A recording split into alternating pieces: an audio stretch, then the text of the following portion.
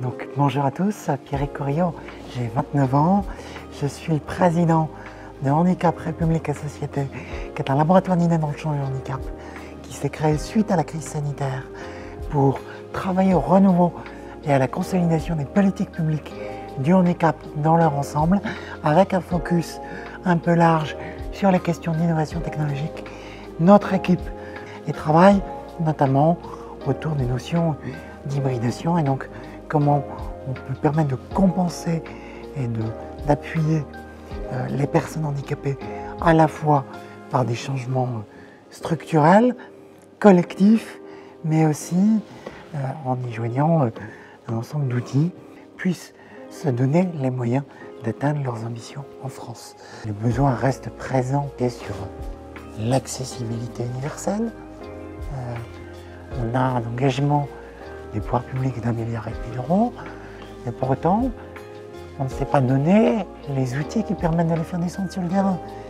Notre équipe avait proposé la création d'un crédit d'impôt d'accessibilité inversement proportionnel à la taille des entreprises, ciblé sur les PME, les TPE, les commerçants, les artisans, pour qu'on puisse faire descendre une accessibilité au plus près du terrain, qui soit pragmatique, efficace. C'est l'accessibilité du quotidien qu'il nous faut arriver à impulser, qui est nécessaire aujourd'hui, c'est que nous ayons en France une réelle stratégie de l'innovation au service du handicap. Et il faut qu'on ait vraiment cette capacité à permettre à l'innovation de se déployer partout dans la société, dans l'ensemble des milieux, pour permettre aux personnes en situation de handicap de réaliser leurs ambitions.